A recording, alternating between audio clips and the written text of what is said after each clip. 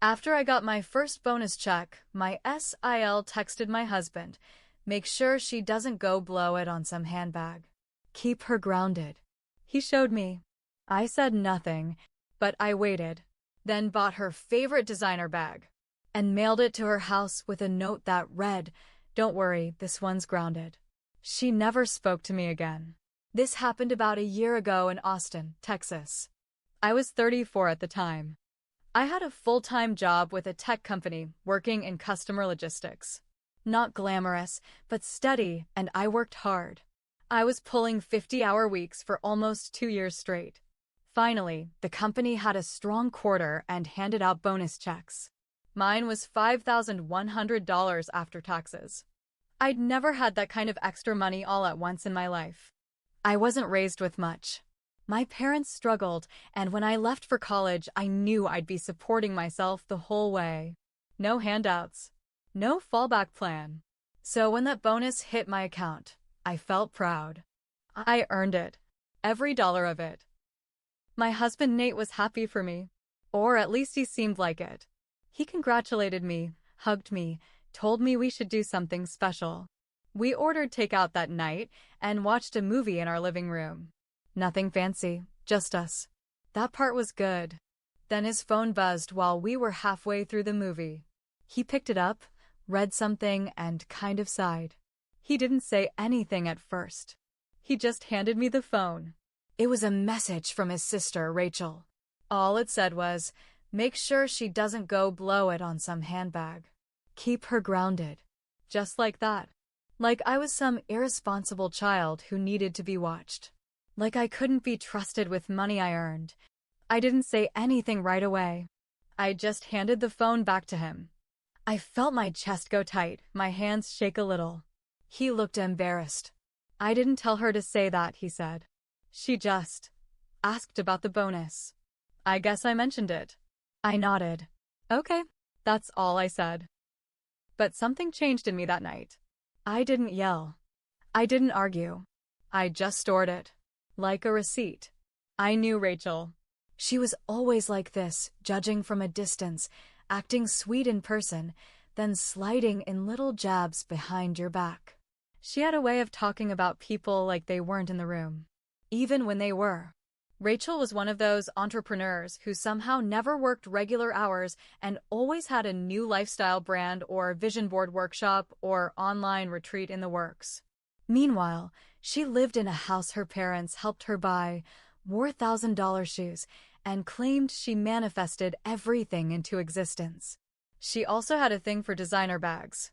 She wasn't shy about it either.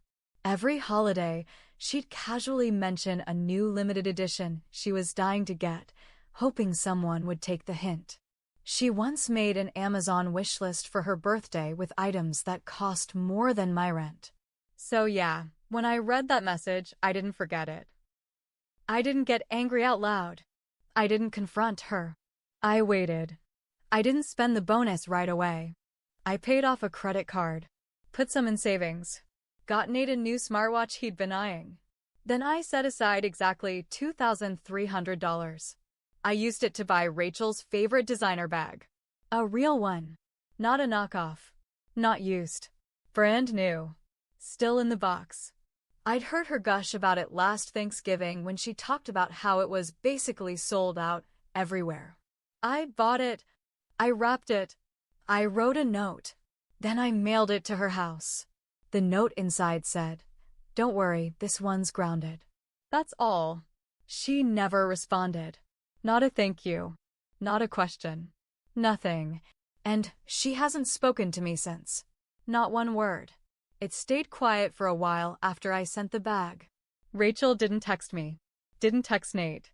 She didn't post her usual mirror selfies on Instagram for a whole month, which for her was unheard of. She always had something to show off. At first, I thought maybe she was embarrassed. Maybe she realized I wasn't the fool she made me out to be. I figured she'd back off, maybe stop treating me like I was some clueless girl playing grown-up. But Rachel wasn't done. She found another way to get under my skin. And this time, it came through my husband. One night, Nate came home from work and asked me if I had said something to Rachel's husband, Mark. I blinked. What are you talking about? She told me you reached out to him, he said. That you were stirring stuff up about their finances. I laughed. Straight up laughed. I haven't talked to Mark in months. And I don't give a damn about their finances. But Nate looked unsure. I don't know why she'd lie about that. And that right there told me everything. She'd planted a seed. And it was working. Nate didn't want to think his sister was lying. So instead, he started thinking maybe I was doing something behind his back. I felt sick. I had spent years trying to be polite to Rachel, trying to give her the benefit of the doubt because family matters to Nate. I never wanted to come between them. But now she was making me look like the enemy. In my own marriage. I didn't argue. I didn't defend myself too hard. That's what she'd want, me looking defensive, emotional, irrational. Instead, I said, if you believe that, then maybe you should ask Mark. He didn't. Of course he didn't. He just changed the subject and said we should move on. But I knew what was happening. She was trying to chip away at me. Quietly. One little lie at a time. So I decided to get smarter. I started keeping receipts.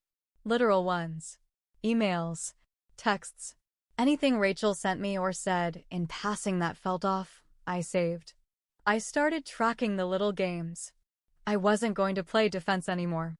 I was going to keep record. And then, 6 weeks later, something happened that made everything snap into place. Rachel called Nate while I was out running errands. He didn't know I had left my phone on the kitchen counter, and it recorded the whole call on accident. The voice memo app had been running because I'd been making a grocery list on it earlier. When I got back home and saw the recording still running, I clicked it just out of habit. That's when I heard her voice. Rachel, on speaker. You know she's playing you, right? She wants you to think she's the better one. That little stunt with the bag? That wasn't a gift. That was a message. She's trying to make me look bad. And if you don't wake up soon, she'll make you look bad too. I stood in the kitchen, listening. My hands were shaking. I felt like someone had thrown cold water over my head. Nate didn't push back much. He just said, she's not like that. But the way he said it, it wasn't confident. It wasn't full. It was like he was trying to convince himself. I didn't confront him. Not yet. I saved the recording. And I started making a plan. After I heard that recording, I couldn't sleep right for a week. I'd lie there next to Nate, staring at the ceiling, wondering how long Rachel had been twisting things. Wondering what else she'd said that I didn't know about. Wondering if he really believed me, or if he just didn't want to deal with the fallout of picking sides. Then came the bomb I didn't see coming. It started with a notice in our mailbox. A standard white envelope, return address from some law office in San Marcos. I opened it at the kitchen table, thinking it was junk. It wasn't. It was a formal letter requesting records and documents related to a family estate matter. I almost threw it away until I saw the name Rachel Winslow in the body of the letter. I read it 3 times. Turns out, Rachel had recently filed for power of attorney over their aging aunt, the one who'd helped raise both her and Nate after their mom died young. Aunt Denise. Sweet, kind, slipping a bit in recent years. She still lived alone, but her memory was shaky. Last time we saw her, she asked me the same question 4 times in 1 hour. Rachel was moving to take over. And the letter? It was Rachel's lawyer requesting Nate's signed consent as the other next of kin because they needed his approval to move forward with transferring control over Aunt Denise's estate. I felt my heart pound in my ears. She wanted control of Aunt Denise's house, her bank accounts, her insurance, everything. And she hadn't even told Nate herself. She let a lawyer break the news. I waited until he got home and dropped the letter in front of him. What is this? I asked. He looked it over. What the hell? You didn't know about it? No, not a word. I stared at him. You sure? Because if she called you and you just didn't mention it, no, he cut me off. She didn't tell me. I saw the look on his face. Shock. And something else, a hurt. Maybe even fear. Because he knew now that Rachel wasn't just stirring the pot.